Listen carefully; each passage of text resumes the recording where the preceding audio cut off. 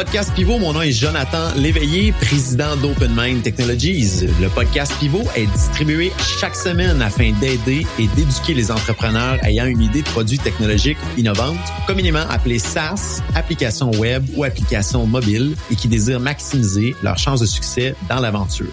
Nous partageons chaque semaine trucs, astuces, histoires à succès ainsi que des apprentissages d'échecs d'entrepreneurs de renom. Le podcast Pivot est une présentation de Dev2CEO, filiale d'Open Mind Technologies. Dev2CEO aide exclusivement les entrepreneurs ambitieux qui désirent développer leurs idées technologiques afin d'en faire un succès d'envergure. Cette semaine, j'ai le plaisir de m'entretenir avec Mathieu Allaire de l'entreprise Agendrix, qu'il a démarré avec ses partenaires de 0 à plusieurs millions de dollars de chiffre d'affaires. Un grand plaisir de discuter avec lui car il a une grande capacité au niveau technique et il nous partagera beaucoup d'apprentissage autant technique que commercial dans toute son aventure. J'espère que vous apprécierez autant que moi la discussion qui suit. Bonne écoute à tous. Mathieu Allaire, PDG et cofondateur d'Agendrix, merci d'être avec nous aujourd'hui. Merci d'avoir accepté de venir partager ton expérience avec notre auditoire et ton parcours. Et premièrement, comment vas-tu, Mathieu, aujourd'hui? Très bien, merci. Toi, Jonathan? Ça va super bien. Pour positionner Mathieu par rapport à l'entreprise Agendrix, on va te laisser présenter qu'est-ce qu'est Agendrix dans quelques instants, mais Mathieu et son entreprise ont gagné beaucoup de prix dans les dernières années. Ils se sont classés dans des classements très prestigieux au Canada et au Québec, et dont dans les derniers mois, là, ils ont été finalistes. Mathieu a été finaliste entrepreneur de l'année EY, qui était vraiment un prix de renommée ici au Québec, ou un concours de renommée au Québec. Et ils se sont classés 155e entreprise ayant la plus forte croissance au Canada selon le classement de The Globe and Mail, qui est vraiment quelque chose d'impressionnant, particulièrement pendant la pandémie. Félicitations, Mathieu, honnêtement, pour ces belles reconnaissances-là. Puis, tu as une liste très longue de prix qui ont été accumulés dans les dernières années. Puis, j'étais super content de pouvoir te parler aujourd'hui, puis d'avoir un petit peu de ton vécu, de ton histoire à partager avec l'auditoire. Débutons en premier lieu. Mathieu, qu'est-ce que Agendrix pour que les gens puissent se situer là, pour ceux qui nous écoutent? Oui, donc Agendrix, on est une entreprise qui développe un logiciel de gestion d'employés, donc surtout des employés qui ont des horaires variables. Donc, on peut penser à des employés qui sont des de première ligne, donc souvent vont être au front là, avec le client, donc au commerce de détail. Ça peut être tout ce qui est restauration, ça peut être aussi les soins à domicile, résidence pour aînés. Donc, on a vraiment beaucoup de clients dans plusieurs industries. Puis, ce qu'on fait, donc, on se spécialise surtout au niveau de la gestion des horaires, suivi des feuilles de temps, puis tout ce qui est communication dans les milieux de travail. Depuis peu aussi, on a commencé à prendre un petit peu plus de place au niveau RH, donc des modules, autant au niveau de l'accueil et intégration, des modules aussi au niveau de tout ce qui est reconnaissance au travail. Donc, la pandémie a vraiment accéléré là, les entreprises à vouloir mieux s'outiller pour garder son monde, puis aussi pour en accueillir des nouveaux plus rapidement. Donc, on a vraiment comme suivi la tendance à ce niveau-là, au niveau des RH. Donc, c'est un petit peu ce qu'on fait. Puis, on a des clients, sinon beaucoup de PME. On se spécialise beaucoup auprès de la PME, mais on a des entreprises comme Saint-Hubert, Avril, Canac, Chocolat Favori. Donc, on a plusieurs grosses marques quand même connues ici au Québec. Et c'est ce qui est vraiment impressionnant parce que vous grandissez extrêmement rapidement. Une grande partie de votre clientèle ont été très affectés durant la pandémie, puis vous avez réussi à aller chercher quand même de la croissance à travers tout ça. Fait que vous faites quelque chose de vraiment bien, même si le marché est un petit peu à l'inverse. En tout cas, pour votre clientèle, est à l'inverse du côté positif, là. Ça, je te dirais que ça part de la diversification. Donc, nous, on a fait le choix de vraiment se concentrer sur la PME, principalement, pas de faire un choix de dire on va juste développer un logiciel propre au restaurant.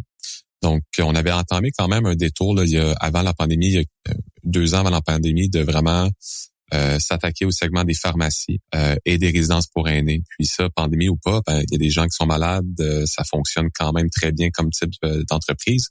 Donc, on était vraiment contents là, d'avoir entamé ce virage-là. Aujourd'hui, il y a une pharmacie sur 4 là, pratiquement au Québec qui utilise Agendrix. Donc, ça a été résilient évidemment pendant la pandémie.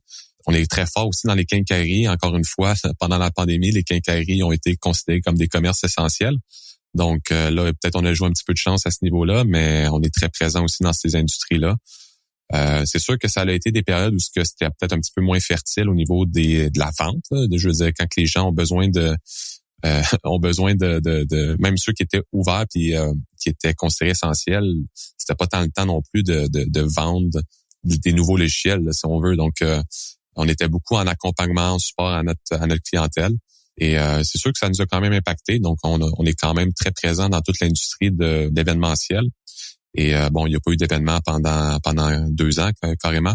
Donc ça, c'est des industries qui ont moins bien performé, mais je pense que ça fait partie de toute entreprise. On s'adapte, on ajuste nos fonctionnalités. Tu sais, pendant la pandémie, on a sorti une fonctionnalité qui permettait de remplir quand tu arrives sur les lieux de travail, puis tu utilises le bon terme puncher, tu punches ton code. Ben tu pouvais aussi te faire proposer des questions comme des questions de la CSST au niveau est-ce que tu as fait de la température et tu es allé à l'extérieur, tu côtoyais quelqu'un, les questions qu'il fallait poser au niveau de la COVID à ses employés. Donc, nous, on a intégré ça à même notre plateforme. Donc, c'est des choses qu'on a comme aider nos clients, là, si on veut, dans cette période-là, avec différentes fonctionnalités là, pour les aider à passer au travail. Donc, vous avez su capitaliser un petit peu sur la situation pendant la COVID pour essayer de vous propulser ou du moins d'apporter une plus grande valeur à vos clients à travers tout ça. Bravo, vraiment, vraiment intéressant. Mathieu, parle-nous un petit peu de toi, de ton parcours, de où vient l'idée de développer Agendrix. Parle-nous un petit peu de tout ça, là. Ouais. Agendrix, c'est basé à Sherbrooke. Donc, je suis un petit gars de région basé dans l'Estrie. J'ai eu la chance de commencer très tôt l'informatique. Donc, à 12-13 ans, comme bien des jeunes, je gamais. Puis, j'ai vraiment eu la piqûre de la programmation à ce moment-là. Juste sa partie aussi niaiseux dans Dreamweaver de développer le site web pour mon équipe là, à Counter-Strike ou à Unreal Tournament, là, peu importe le jeu que je jouais à l'époque. Et c'est ça, j'ai vraiment eu la piqûre à ce moment-là. Quand j'étais jeune, je jouais au baseball, puis je me rappelle encore, tu sais, tout le monde jouait à l'extérieur à Montréal, ça arrive nord, puis on montait en auto, puis tout le monde jouait avec leur Game Boy, puis moi ce que j'avais, c'était des livres pour apprendre le PHP. Là, c'était un petit peu bizarre comme situation, mais j'étais vraiment mordu de ça. Donc très rapidement, j'ai su ce que je voulais faire, c'était programmer dans la vie. Et quand j'étais 15-16 ans, ma job ultimement, c'était de programmer des sites en HTML pour des gens qui faisaient du design. Donc ça a pas mal été ma job étudiante. Quand je suis arrivé après ça, au fin de mon secondaire, je savais que je voulais faire de l'informatique. J'étais allé au cégep en informatique. Après ça, j'étais à l'université, en fait un bac en sciences en informatique que j'ai terminé. Donc ça, mon parcours a commencé très jeune. Puis c'est au cégep que j'ai fait la rencontre de 2 de mes partenaires aujourd'hui, Charles puis Samuel. Charles qui est notre CTO aujourd'hui, Samuel qui est notre directeur marketing. Et écoute, Agendrix, c'est notre 4e projet, je crois.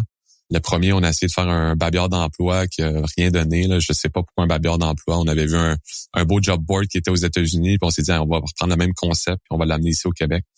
Mais on connaissait rien à cette industrie-là, là, donc ça a été beaucoup d'apprentissage, mais ultimement un bon flop.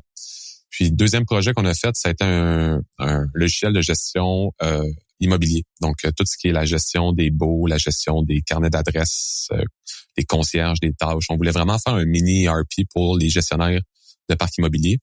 Puis ça, on a eu cette idée-là parce que mon partenaire Sam, à l'époque, avait des blocs avec son père. Puis une des erreurs qu'on avait faites avec le babillard d'emploi, c'était on connaissait pas ça, tu sais, c'était pas notre industrie. Puis là, on s'est dit, hey, Sam, il gère des blocs. Fait que là, on a notre idée du siècle pour qu'on comprend puis qu'on connaît. On a quelqu'un qui a le savoir-faire dans cette industrie-là.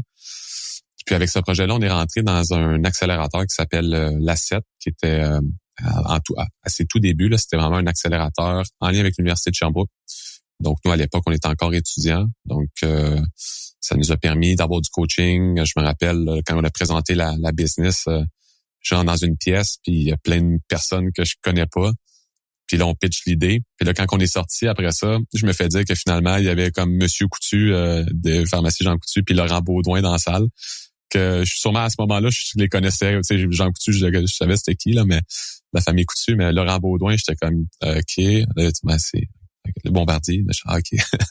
Fait que c'était vraiment c'était naïf. On avait une belle naïveté à l'époque. Puis on est rentré dans cet incubateur-là, cet accélérateur-là.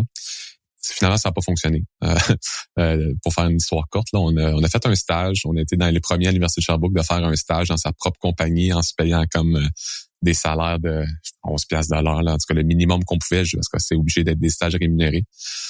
Fait que c'était des belles expériences, mais on s'est rendu compte que les gros joueurs avaient déjà des logiciels sur CD là, carrément là, bien instaurés. Les petits joueurs cherchaient pas nécessairement à s'outiller dans le cloud encore. C'était vraiment dans les débuts, là, si on veut, de tout ce qui était le SaaS, puis qui était la mobilité. Fait que c'était encore un petit peu pour une industrie qui est quand même lente, là, comme l'immobilier, si on veut. C'était un petit peu trop moderne à mon avis, pour qu'on ait eu de l'attraction rapidement.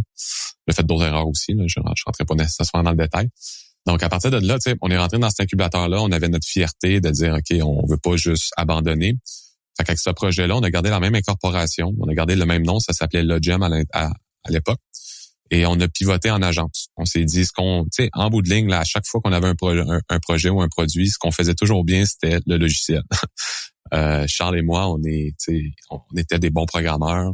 Charles et encore, moi je programme un petit peu moins, fait que je suis peut-être un petit peu moins bon aujourd'hui, mais on était vraiment bons pour créer des produits, puis on s'est dit bon, au lieu de juste give up, on va au moins faire un dernier effort.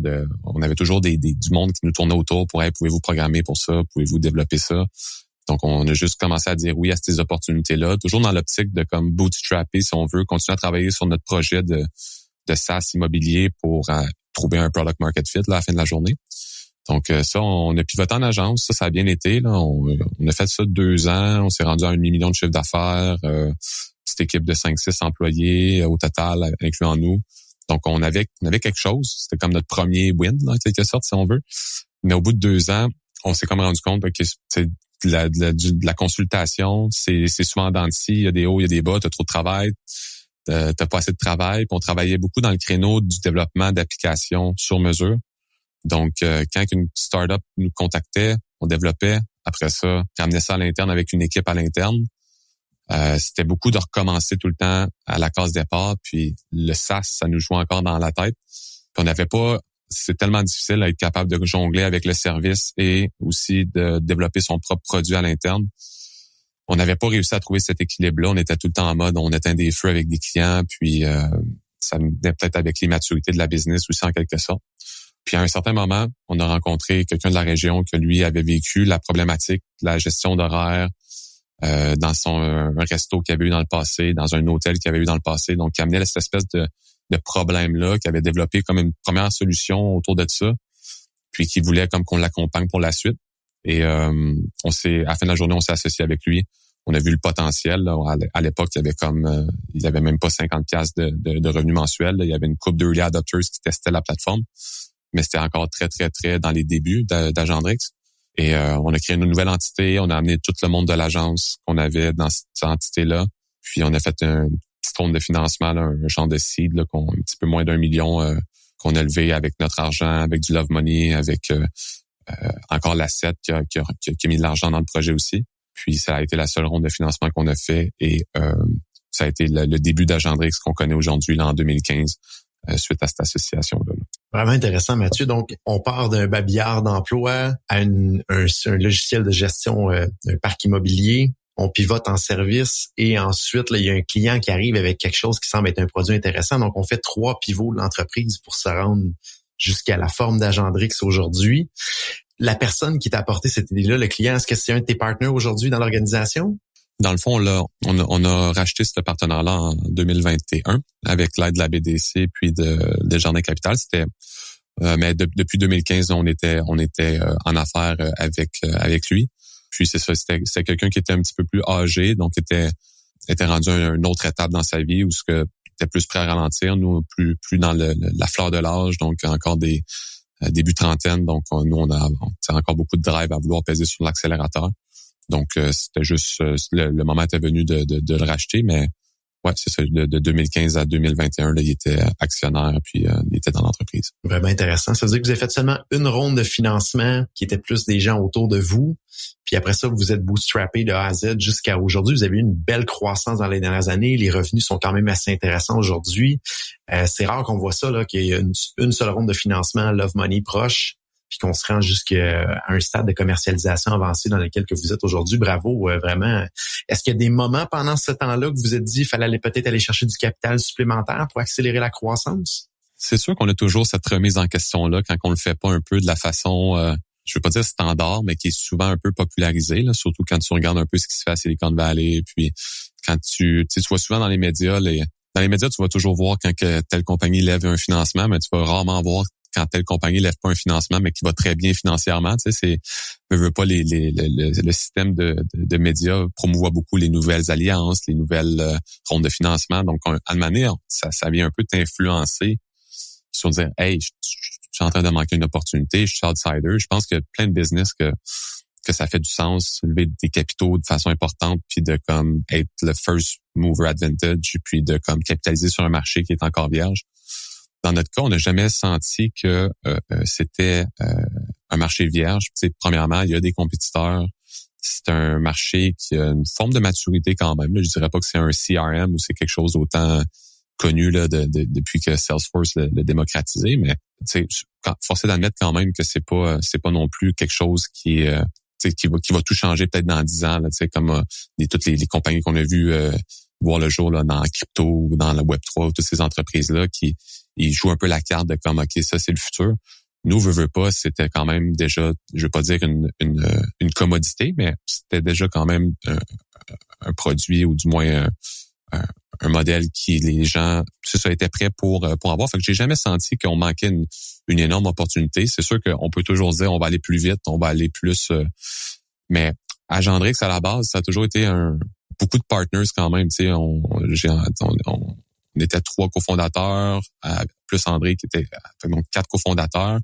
On a fait de la place avec 2 personnes qui sont encore aujourd'hui avec nous dans tout ce qui est l'actionnariat. Donc, on dirait le fait qu'on était plusieurs, ça nous a toujours comme poussé à pas vouloir se diluer davantage parce qu'à un moment donné, tu veux qu'il t'en reste aussi. Puis aussi, tu sais, forcé d'admettre, j'ai parlé avec d'autres entrepreneurs, puis c'est beau de dire, OK, on bâtit une business qui va valoir 100 millions, 200 millions, peu importe, puis on va full vite, mais en bout de ligne, s'il te reste 2-3% de ces actions-là versus une compagnie qui va peut-être faire 10, 20 millions de chiffre d'affaires, mais qu'il t'en reste plus autour de 10, 15, 20%, je sais pas.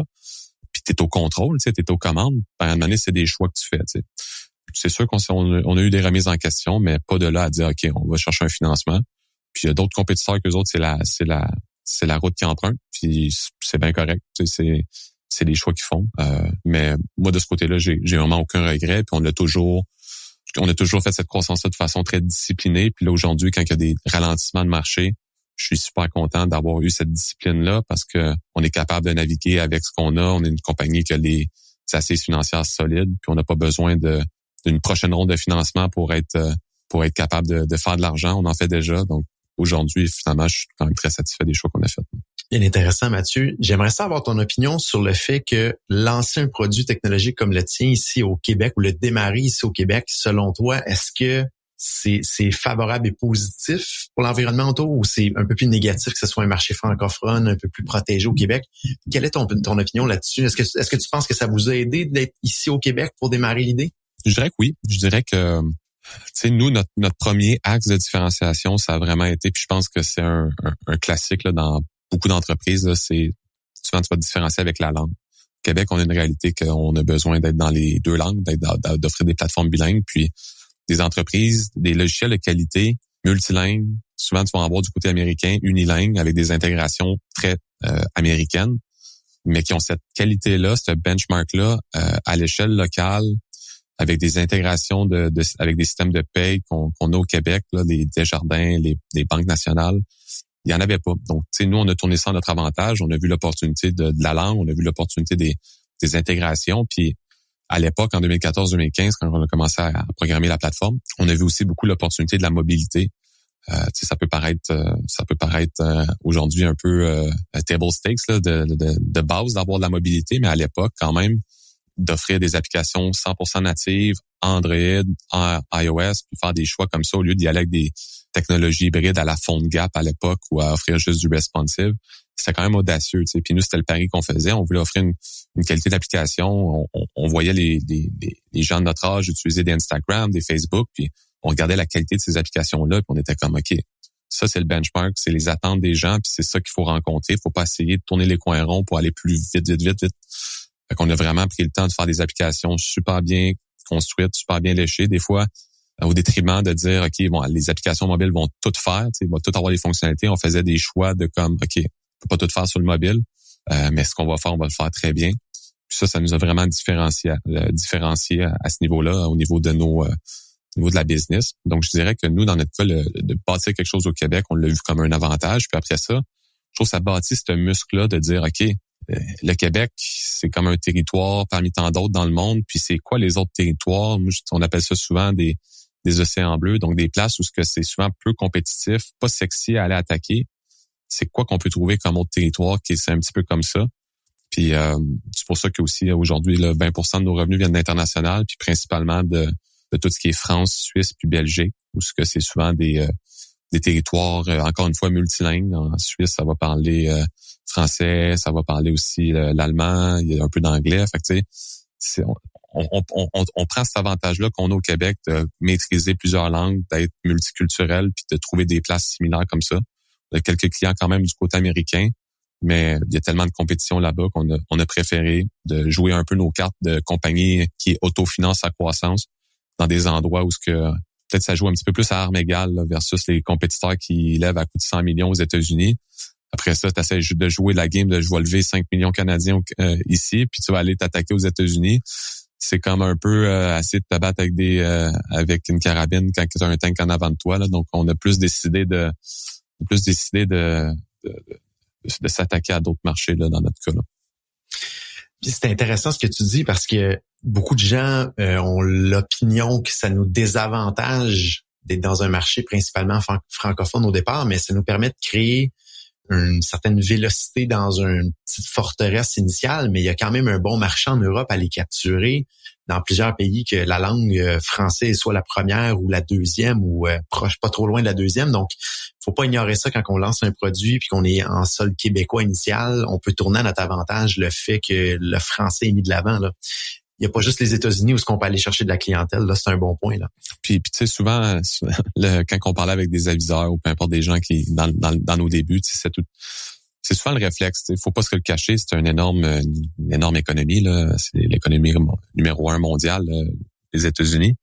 Puis c'est à côté de nous. Fait que clairement, c'est un beau territoire là, pour du software d'aller faire des affaires là-bas. Mais on dirait que c'est tellement rendu un peu le réflexe de tout le monde que c'est comme si les autres territoires n'existaient pas. C'est comme si c'était pas ambitieux de juste rester au Québec ou de se concentrer au Québec 1, 2, 3 ans dans tes débuts. Tu sais. Puis moi, j'étais comme, hey, tu sais, au Québec, j'ai des opportunités de faire une compagnie qui va faire plusieurs millions de dollars. Puis je vois pas en quoi c'est gênant ou c'est pas assez ambitieux. Et tu sais, les classements qu'on fait là de fast growing companies au Canada, ben encore aujourd'hui, c'est 80% de la clientèle est au Québec. Donc, tu sais, si on est capable d'avoir ces classements-là, en se concentrant sur une province, mais en exécutant très bien, je veux dire, c'est juste une approche différente que peut-être les gens sont habitués de voir. Puis on est quand même conscient qu'on a une industrie aussi. Ben, on a un logiciel qui répond à un large éventail d'industries puis de clientèle. Notre marché adressable est quand même énorme. Tu sais. Puis même au Québec, il est quand même assez énorme. Il y a des logiciels que tu vas offrir, que c'est tellement pointu, c'est tellement niche que juste te concentrer sur le Québec, tu n'aurais clairement pas assez d'opportunités. Dans notre cas, c'est l'inverse. Effectivement, la gestion de l'horaire est tellement dans toutes les entreprises qu'effectivement, tu peux aller créer plusieurs sous-catégories ou des catégories parallèles à attaquer. Vraiment intéressant. Puis ça te fait une belle machine un coup que ça fonctionne bien au Québec pour après ça l'attaquer puis de donner des ressources à ce moment-là dans d'autres territoires. Vraiment, vraiment intéressant. Tu parlais d'accélérateur un petit peu plus tôt. Est-ce que tu le recommandes à d'autres? Est-ce que c'est une expérience qui était positive pour toi de participer à un accélérateur? Ouais, nous, faut juste pas avoir la pensée magique que l'accélérateur va opérer la business pour toi. Là. Quand on était jeune, je pense qu'on avait un petit peu cette pensée magique-là que il allait nous apporter beaucoup d'opportunités d'affaires.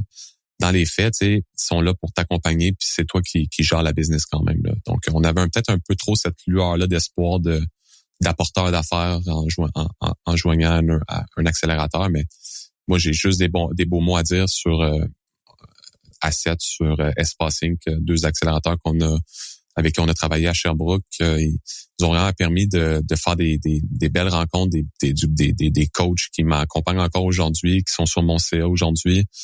D'obtenir des subventions qu'autrement on n'aurait jamais eu, qu'on a pu réinvestir dans la croissance, Donc, pour une compagnie qui est en mode bootstrap, c'était vraiment des opportunités en or parce que tout l'argent que tu es capable d'aller chercher via des subventions, via des programmes de développement, des trucs pour financer l'embauche d'un stagiaire, faut les utiliser, ces outils-là. C'est comme ça qu'on réussit à être créatif puis à déployer du capital de façon intelligente. Donc, nous, on a mis ça à profit. Puis aujourd'hui, ce qui est le fun, c'est qu'il y a beaucoup de ces incubateurs-là. Donc, les entrepreneurs, quand ils ont un beau projet, ils ont la chance de pouvoir un peu choisir avec qui veut faire affaire. Puis chaque incubateur a un petit peu sa saveur, puis un peu sa façon de se démarquer. Donc, je pense que c'est un peu un no-brainer là aujourd'hui de augmenter tes chances de réussite en te faisant accompagner là.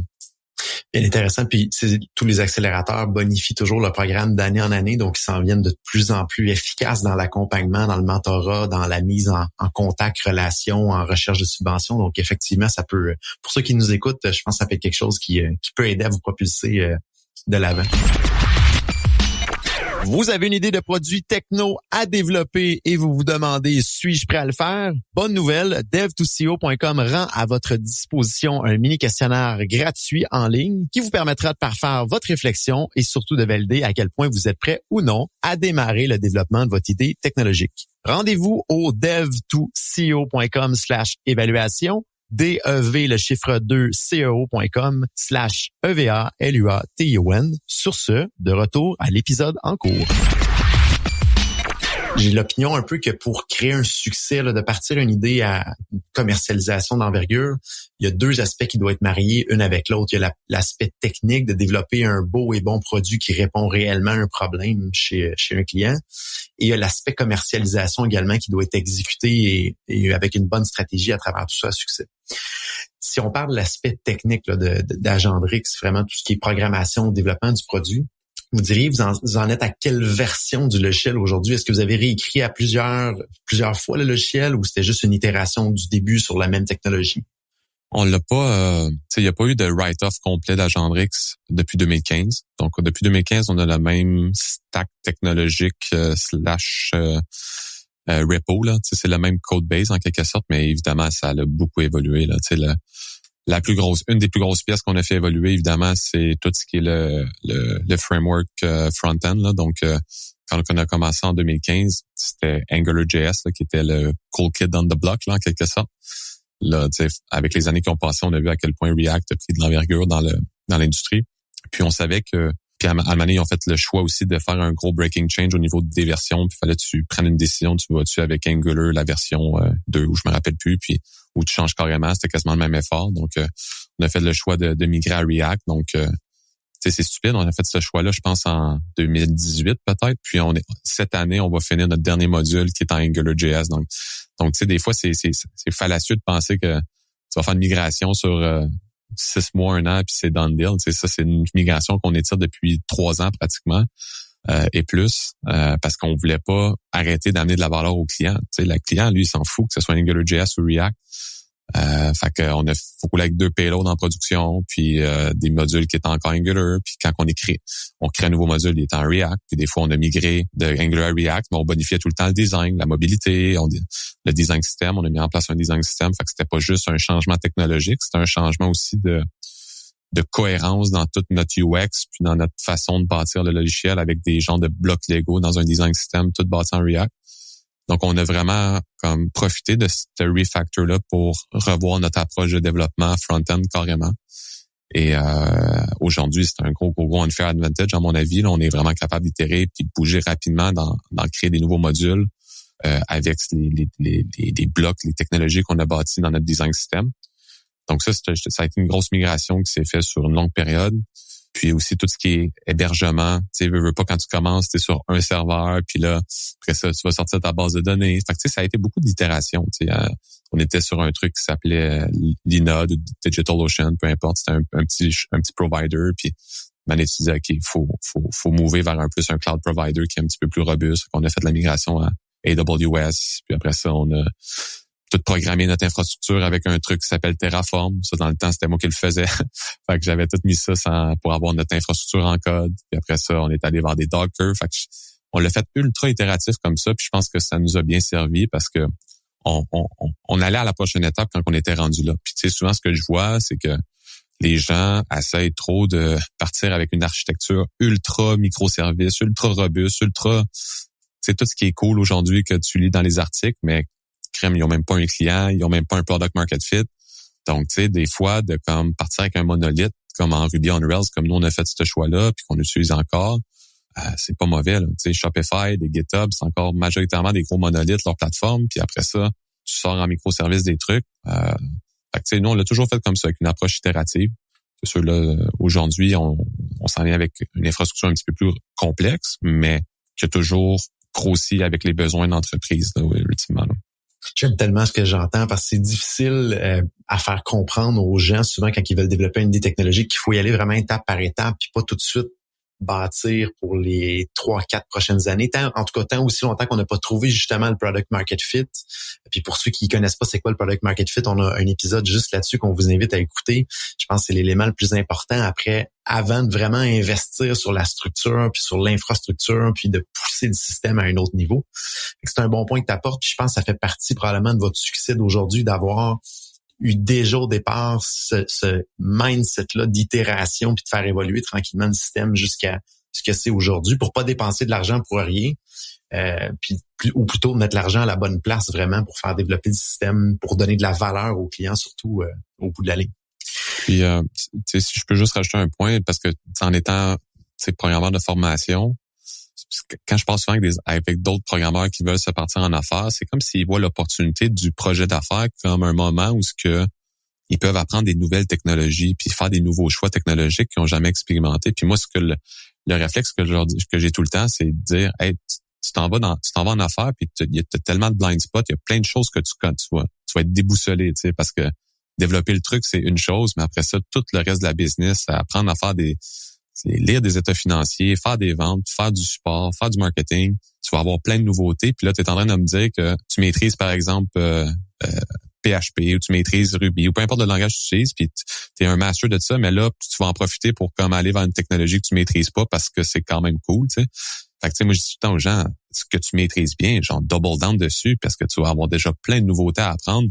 Puis nous, on connaissait bien Ruby à l'époque. On est allé avec ça, mais tu sais, des fois, c'est comme Slack est codé en PHP, là, le back-end, puis je pense qu'ils sont pas déçus de la transaction qu'il y a eu avec Salesforce. Fait que des fois, c'est pas juste de prendre ce qui est cool, c'est de prendre un peu ce que tu maîtrises, ce qui a fait ses preuves, puis qui va être capable de pas te ralentir parce que tu vas avoir à souvent faire des modifications, corriger des trucs, développer des nouveaux trucs.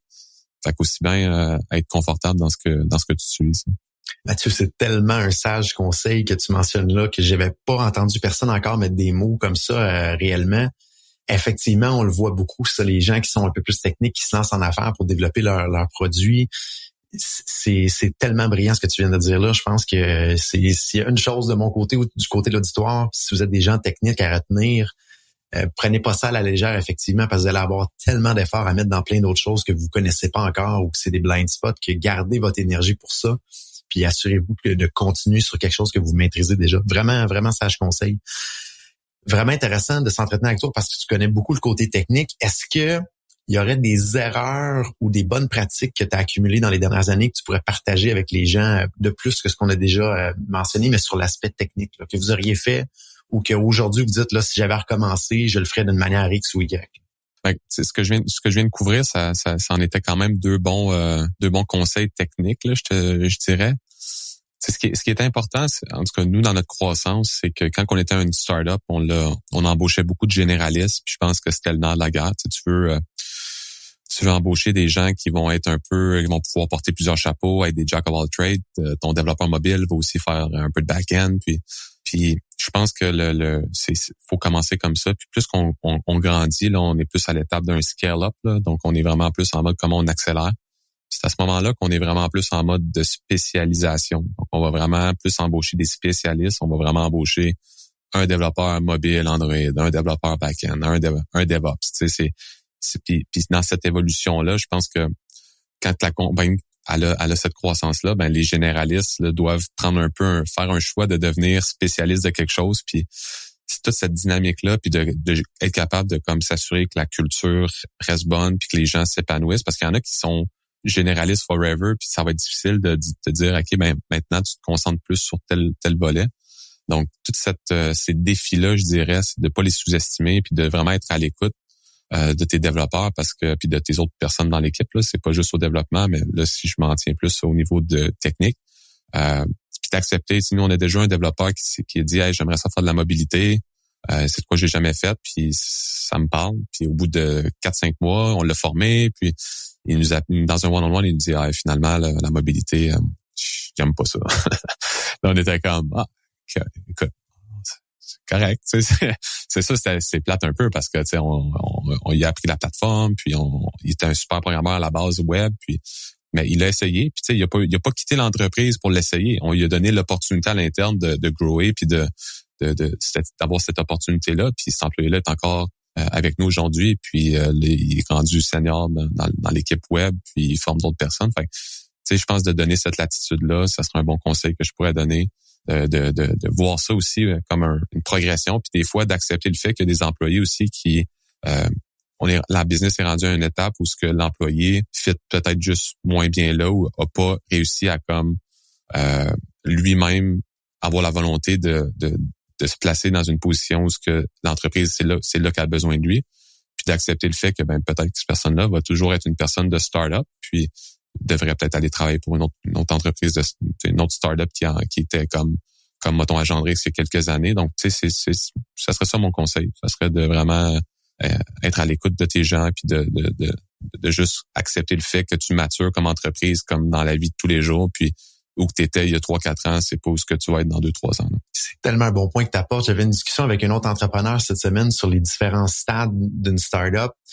Puis il apportait un concept intéressant que le stade numéro 1, c'est le stade des commandos ou du SWAT team, où ce que tout le monde arrive là, vraiment crinqué, puis on va faire tout ce qu'il y a à faire, mais en mode peu de processus, peu de règles, puis tout le monde fait un petit peu de tout, puis il y a beaucoup de gens qui se valorisent là-dedans dans être une petite équipe, puis d'essayer de tout accomplir en petite équipe. Mais moindrement que la startup commence à grandir, là, il faut aller chercher des spécialistes.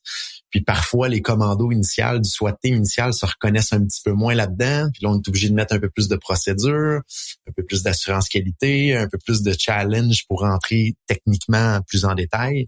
Puis ça va arriver que des gens vont dire, mais c'est plus ce que c'était avant, alors que c'est rendu une réalité que l'entreprise grandit, puis il faut mettre plus de processus, puis plus de contrôle. Et des fois, ça vient moins rejoindre ces gens-là, et les gens vont quitter ou vont se remettre en question, puis ils vont se dire, c'est plus comme avant. Mais effectivement, ça fait partie des différents stades de croissance d'une entreprise. Ouais, puis tu sais, les cofondateurs ont vieilli aussi, puis tu sais, il y a des contextes de vie qui changent quand t'es jeune, puis tu travailles de 7h le matin à 9h le soir, puis t'as juste toi à t'occuper, tu sais, c'est tel que tel. Quand tu viens, maintenant avec des enfants, là, tu comprends un petit peu plus la réalité des parents qui ont des enfants, puis que, OK, c'est important que le père soit là pour souper. Fait que, tu sais, ça l'amène un peu ça l'amène un naturel à comme, OK, les gens grandissent, des nouvelles étapes de vie, puis la compagnie aussi mature un peu avec cette équipe-là de dirigeants, puis c'est de l'accepter, je pense, c'est de l'accepter puis de l'assumer. Ouais. Le problème, c'est que c'est pas tout le monde qui l'accepte et qui l'assume en cours de route. Souvent, les fondateurs ou cofondateurs vont être forcés à faire cette acceptation-là puis à avancer. Mais le staff, des fois, c'est pas toujours évident pour eux. Puis je parle pour nous-mêmes aussi chez OpenMind, c'est arrivé là, à différents stades de l'organisation qu'on a vu que des gens se reconnaissaient un petit peu moins de où ce qu'on était rendu, mais ça fait partie de la croissance, ça fait partie de la réalité d'une business, d'une startup. Mathieu, si on se concentre un peu plus du côté commercialisation, est-ce qu'il y a des échecs que vous avez eus au niveau commercialisation que tu serais OK à partager avec l'auditoire pour essayer d'éviter peut-être à certaines personnes de s'embourber dans un cul-de-sac, ou est-ce que tu as des bonnes pratiques que tu voudrais partager aujourd'hui qui ont permis vraiment là, de faire croître à Gendrix? Des échecs, j'ai pas comme un échec qui me vient en tête de dire ça, c'était comme la gaffe majeure. On a eu plein d'échecs dans notre cycle de vie. Là. C'est surtout dans les débuts, là, quand tu programmes, puis t'es un peu scrappy, puis tu mets en production des affaires sans trop les tester, puis là, tu te rends compte que genre ça fait. Puis nous, en plus, on avait des clients français, fait que des fois, on faisait des pushs là, en fin de journée, puis on allait se coucher, puis là, finalement, crème les Français, eux autres sont plus tôt, puis là, il n'y a plus rien qui marchait, puis là, pendant 6 heures, 5 heures, nous, on dormait, puis eux autres étaient comme déconnectés. Là. Fait que là, ça fait qu'il y a eu beaucoup de... Surtout dans l'infrastructure, dans les débuts, là, on avait comme, par exemple, il pouvait avoir du downtime. Puis si on n'était pas devant l'ordi à checker notre boîte courriel, on le savait pas. Fait que là, il est venu à demander de dire, OK, ça nous prend un truc qui va nous pager, tu sais, juste un équivalent à la PagerDuty ou à la OpsGenie. Mais tu sais, ça, on l'a vécu une fois, comme de dire, hey, crème, on l'a jamais su que c'était down. On s'est connecté le matin en prenant notre petit café tranquille, puis là, agendrex.com est juste down, tu sais. Fait que c'est des apprentissages que tu fais sur le tas, mais que là, aujourd'hui, tu vois la valeur. Puis d'un point de vue commercialisation, tu sais, des fois, c'est juste, tu sais, le marketing puis la commercialisation, c'est tellement beaucoup d'essais-erreurs, puis ça prend beaucoup de vélocité pour trouver ce qui va bien marcher. Puis je me rappelle, on avait une publicité Facebook, puis à la base, c'est Facebook, ça allait été un correct canal d'acquisition pour nous, mais ça reste que c'est souvent plus des gens qui vont zioter ça sur leur feed. C'est moins des acheteurs comme proactifs, là, si on veut. Là, on est plus en mode push. Je me rappelle, on a fait une publicité que était vraiment pas belle, la publicité, là, mais c'était comme une photo qu'on avait trouvée d'une fille qui avait une face un peu un peu elle ressemblait à un zombie, là, ultimement, mais que quand tu voyais ça, t'arrêtais carrément ton feed, puis on avait mis une phrase catchy au niveau de la gestion des horaires, là, où, tu sais, genre, je fais mon horaire sur Excel, puis c'était comme la face de cette fille-là qui était mortifiée un peu, là. Puis cette pub-là, tu sais, contre toute attente, là, ça a été genre un home run, là. Elle a tellement roulé, puis elle a tellement comme le ROI de ce pub-là. Puis c'était elle qu'on avait le plus botché ultimement, là. C'était, tu sais, ça nous a fait réaliser que comme, OK, les choses, les stratégies de commercialisation, des fois, c'est celles qu'on sous-estime qui fonctionnent le mieux. Puis que quand que ça fonctionne, ben c'est le temps de craquer tout au maximum avec cette initiative-là, parce que tout finit par devenir un puits plus d'eau dedans, là. Le marketing, c'est ça. Quand tu as une opportunité, moi je dirais, crains tout au max pour aller en anglais on dit va la milker au complet, parce qu'à un moment donné, la compétition va le voir, vont catch up, ou des fois ça va être un changement comme je sais pas là, Apple qui change des trucs sur leur plateforme iOS, puis que là, maintenant les publicités Facebook sont rendues beaucoup moins performantes. Fait que tu as plein de contextes externes que tu peux pas contrôler, qui va faire qu'à un moment donné ça va plus bien marcher. Donc, je te dirais que quand tu as quelque chose entre les mains qui fonctionne bien, puis que tu sais que tu mets une pièce dans la machine, puis ça te sort 10 pièces au bout, là, ça, genre, double down là-dessus au max pendant que tu peux, puis reste aware quand même de pas tout mettre tes œufs dans le même panier, parce que à une manière, elle marchera plus cette stratégie-là, puis tu veux plus te ramasser avec pas de stratégie de commercialisation, de mise en marché. Puis, dernier conseil que je dirais aussi, c'est essayer de balancer tes stratégies de mise en marché avec tout ce qui est du long terme puis qui est du court terme. Tu sais, c'est correct là faire des stratégies SEO, donc optimisation de moteur de recherche avec des mots-clés, puis tu sais, la création de contenu. Tu sais, nous, on en fait une tonne, c'est notre bread and butter aujourd'hui, mais cette stratégie-là, ça prend 2, 3 ans, 1 an avant que ça commence à payer. Quand tu es un startup, tu peux pas juste te fier là-dessus, dire que tu es un produit qui fait juste du content marketing. Tu sais, ça te prend des pubs, ça te prend du PPC, ça te prend probablement des appels à la fois, ou genre c'est quelqu'un qui va carrément aller cogner à la porte, qui va dire hey, je peux-tu te présenter ça, tu sais. Donc de faire des choses à court terme aussi qui sont névralgiques pour comme t'amener à la prochaine étape, même si ça sur le long terme ça scale pas, c'est normal. C'est normal dans les débuts, puis encore aujourd'hui des fois on fait des affaires que on se dit OK, si on était plus gros que en ce moment, ça fonctionnerait pas, mais c'est de même que pas mal toutes nos bonnes initiatives vont commencer. Avec le recul, est-ce qu'il y a un canal en particulier qui dit ça, là, on aurait dû investir plus dans les dernières années? Il n'y a pas de canal à proprement dit, je pense. Nous, ce qu'on a vraiment bien capitalisé rapidement, ça a été le contenu. Surtout en français, on était chanceux. Il n'y avait pas beaucoup de marchés, pas beaucoup de compétiteurs qui ont autant capitalisé sur tout ce qui est les mots-clés, la gestion d'horaire, la gestion des feuilles de temps, la gestion RH en français en 2015-2016 quand nous, on a commencé. Ce qui a fait que, comme sans effort de commercialisation, ahurissant, en France, on a autant bien ranké que ça, puis on a autant été capable d'aller chercher des parts de marché là-bas juste en créant du contenu ultimement qui servait au Québec. Puis là, on voyait à quel point ça cognait à la porte en France. Fait que là, on a juste vu cette opportunité-là, puis on s'est dit, OK, maintenant, on a une langue qui est juste pour la France. Puis, tu sais, en France, c'est pas des employés, c'est des collaborateurs. Tu sais, c'est pas des corps de travail, c'est des shifts. On s'est vraiment mis à optimiser nos articles de blog aussi pour vraiment le français de France. Et là, encore une fois, on a vu un uptick au niveau de nos résultats. Donc, Si j'avais un truc que je ferais peut-être un petit peu différemment, c'est que pendant un bout, vu qu'on était une petite équipe, bootstrappée, puis on créait tellement de contenu de qualité qu'on se concentrait beaucoup juste sur le français. Puis on a passé une longue période sans traduire notre contenu français en anglais, juste pour rester focus en français. Mais on s'est un peu coupé des low-hanging fruits en anglais aussi, dans le sens qu'on aurait juste fallu se trouver un ou deux bons traducteurs, ce qu'on a aujourd'hui là à l'externe, de qualité, qui comprend notre industrie puis qui traduit nos contenus français en anglais. Puis on aurait pu capitaliser plus tôt sur des mots-clés en anglais. Donc, des fois, focuser, c'est bon, mais faut que tu regardes un peu les low-hanging fruits que tu as autour de toi. Puis ça en aurait été un qu'on aurait pu tirer dessus un petit peu plus tôt, là. Bien intéressant. Puis c'est souvent ce qu'on entend au niveau du SEO. C'est tellement difficile pour une startup de dire qu'on va le prendre comme priorité parce qu'on veut tout de suite essayer d'aller valider le product market fit, d'attirer les clients tout de suite. On entend souvent qu'on a sous-investi ou du moins pas pleinement investi ce qu'on aurait dû en SEO, mais c'est tellement un dilemme au départ quand les fonds sont limités puis la capacité d'heures disponibles est limitée. C'est toujours une mince ligne ou un équilibre qui est difficile à cibler. Est-ce qu'on en fait assez ou est-ce qu'on en fait trop? Mais souvent, ce qu'on entend, c'est qu'on n'en fait pas assez au niveau du SEO. Fait que c'est un bon point que tu apportes, Mathieu.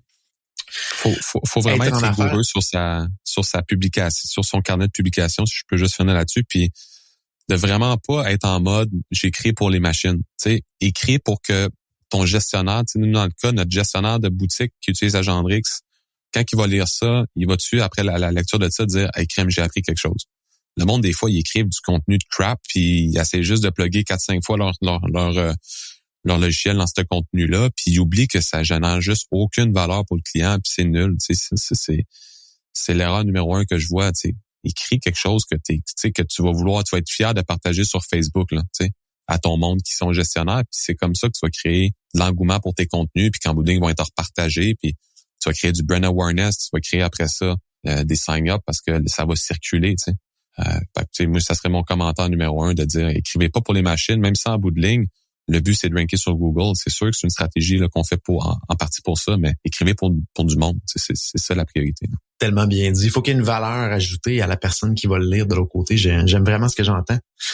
Être en affaires, c'est des hauts et des bas. Je pense que en jasant entre entrepreneurs, on le sait qu'à 7h le matin, on peut être un héros. Puis à midi, on peut être complètement l'inverse puis se dire, mon Dieu, ça n'a pas de sens, puis il faut arrêter ça là, ou je suis pas capable d'aller plus loin parce que mentalement, c'est trop difficile. Est-ce qu'il y a un bas dans l'histoire d'Agendrix ou même avant, là, dans les pivots que tu avais précédemment, que tu dis ça, là, c'est mon pire moment en affaires. Puis je pensais soit pas être capable de passer à travers ou je pensais que c'était terminé ou je me disais là, je suis plus capable. Est-ce qu'il y a un moment que tu serais apte à partager avec l'auditoire? Tu sais, la pandémie, ça a été un événement récent que je pense que pas mal tous les entrepreneurs comme eu un moment de dire oh shit, qu'est-ce qui se passe là? Puis tu sais, veux pas quand toute l'économie a fermé la première fois, incluant la construction, qui était comme mon Dieu, d'habitude ça ferme jamais la construction.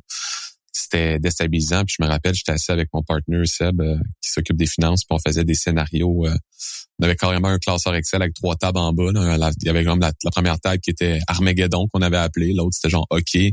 Puis l'autre, c'est genre la troisième, c'est comme Everything Went Better Than Expected. Là, tu sais, c'était nos 3 scénarios genre qu'on faisait. Puis crème Armageddon, c'était carrément OK, si les restos, si tous les commerces de détail restent fermés longtemps, si l'événementiel, tu sais, c'était vraiment toutes les industries qu'on avait à risque, là, qu'on savait que ça allait pas être une priorité les rouvrir dans un contexte de pandémie. Qu'est-ce que ça donnait, tu sais? Puis là, on checkait ça, puis on était comme oh shit, ça passait pas là. Tu sais, on avait quand même devancé. On était vraiment dans des modes où on n'était pas, on se versait pas de profit, on réinvestissait tout en croissance, donc on avait quand même investi dans des nouvelles embauches. Puis je me rappelle la semaine d'avant que toute la COVID frappe puis tout ferme, on venait d'embaucher une nouvelle personne à la réussite client là, tu sais, carrément brand new là, tu sais, pour supporter justement le support puis les services clients. Puis là, la semaine d'après, on ferme toutes les commerces. Fait que là, on est comme, OK, ce monde-là, ils ont plus grand monde à supporter. Tout le monde est fermé, tu sais. Mais on a fait le choix comme entreprise de pas... je pense que c'est là qu'on s'est mis vraiment à walk the talk, là, qu'on dit, là, tu sais, que nos valeurs, ça soit pas juste sur notre site web puis sur nos murs d'entreprise puis qu'ils soient incarnés. Mais à ce moment-là, on n'a pas congédié personne. On a, tu sais, on a pris un step back, on a regardé les chiffres, on a regardé comment ça se passait, ça allait quand même, c'était dans le scénario OK, là, ce mois-là, ça allait quand même correct. Puis tu sais, quand on faisait des all-ins à toutes les semaines pour vraiment que chaque personne puisse savoir ce qui se passe. T'sais, on faisait des status updates sur nos chiffres, sur les résultats, qu'est-ce qui se passait. Puis collectivement, avec toute l'entreprise, on a pris la décision de dire OK, on va tout réduire notre salaire, mettons, de 20 ou 25%, plutôt que de dire on va congédier tout le monde à la réussite client qui ultimement avait pas une tonne de job, là, si on veut, là, comparativement à des programmeurs qu'eux auraient pu continuer. Puis ça, tout le monde était into it là-dedans, disait hey, ça c'est la chose à faire. Puis on veut pas juste comme laisser couler un département dans le temps qu'on est tous là-dedans ensemble. Puis finalement, après ce mois-là, ça a été le seul mois négatif de toute l'histoire d'Agendrix. On a rebound, les commerces ont rouvert. Là. Les gens ont moins cancellé Agendrix qu'on l'avait anticipé parce que ils l'utilisaient tellement pour communiquer avec le staff sur toutes les nouveautés en lien avec la pandémie. Tu sais, c'était comme le hub de communication où ce que tout le monde attendait des nouvelles en quelque sorte. Fait que ça, c'est quelque chose qu'on avait beaucoup sous-estimé, mais que finalement, on était content. Puis à la fin de la journée, quand les chiffres ont été au rendez-vous, on a redonné en bonus tout le manque à gagner. Les gens avaient moins travaillé un peu. On les avait pas obligés de travailler le même nombre d'heures pour qu'il y ait une paye 25% de moins. On était comme, tu sais, vous pouvez le faire puis vous allez mettre ces heures-là en banque à la limite, mais on vous oblige pas à comme travailler autant pour moins. Là, c'était pas dans nos valeurs. Et c'est ça, on a donné tout le manque à gagner en bonus. Puis ça, tu sais, je pense que l'équipe comme a vu, OK, le genre de leader qu'on était comme dans l'entreprise. Puis je pense que c'est dans ces moments-là que tu vois les vrais leaders, tu sais, que tu vois les gens c'est quand tu t'en arraches puis tu es comme t'es stressé puis tu files pas bien en dedans. C'est les actions dans ces moments-là que tu poses qui, je pense, qui te représentent puis qu'après ça laisse une marque comme entrepreneur. Puis ça, je pense qu'on est allé chercher beaucoup de respect de l'équipe quand on est sorti de cette crise-là. Puis on dormait toutes pas, là. On n'était pas bien là, dans ces moments-là.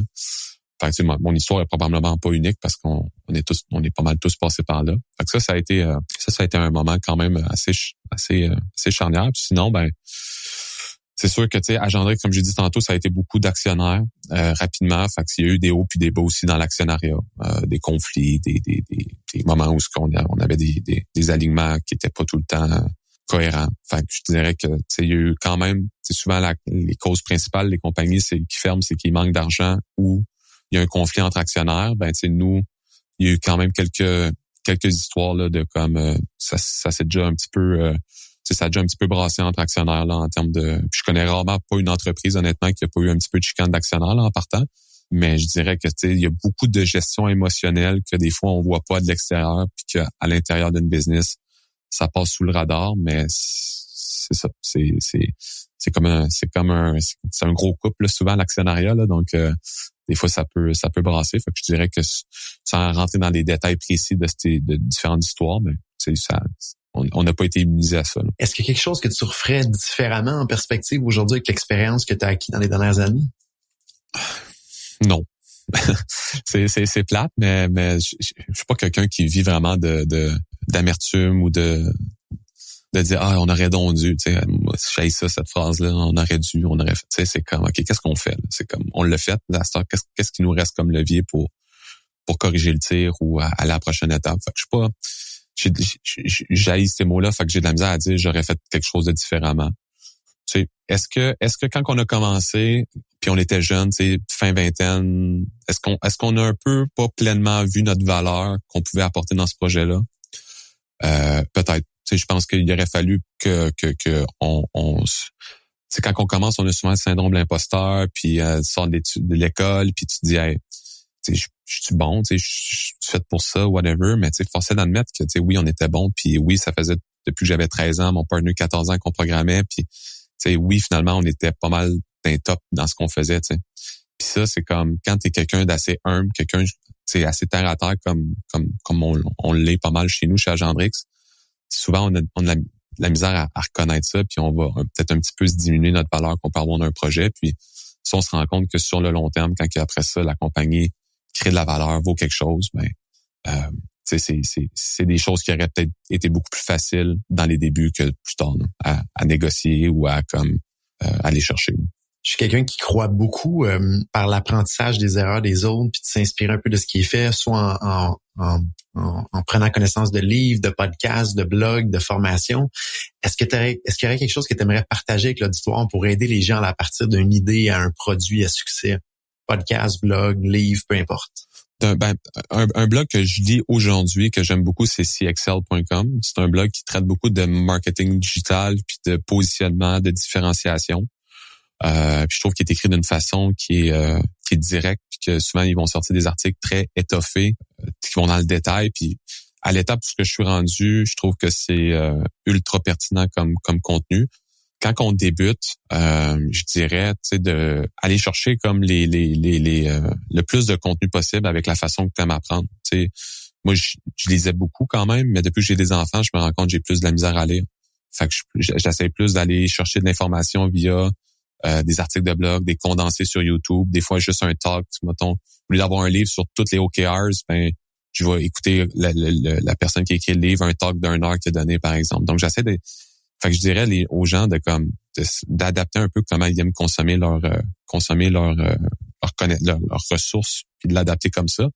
Sinon, il y a un livre que j'ai bien aimé qui m'a amené un aspect stratégique qui est Playing to Win, qui est un livre qui fait un peu l'évangélisation d'une méthodologie de plan stratégique ultimement, que dans les débuts on en fait peut-être un peu moins, mais rapidement on se rend compte que d'avoir une stratégie d'affaires, c'est important, c'est d'avoir des objectifs mesurables, quantifiables. J'ai lu Traction aussi qui présente un autre framework de stratégie, puis tout ce qui est OKRs aussi là avec John Doerr. Fait que, moi, aujourd'hui ça tourne beaucoup autour de ça, de cet univers-là, mais sinon tous les bons livres de Lean Startup, ces trucs-là, je pense que quand tu pars de zéro, c'est des bonnes lectures à faire pour t'amener up to speed, de comme itérer, bouger rapidement, des choses peut-être un peu moins acquises là, quand on vient d'un autre univers ou qu'on n'a pas beaucoup d'expérience.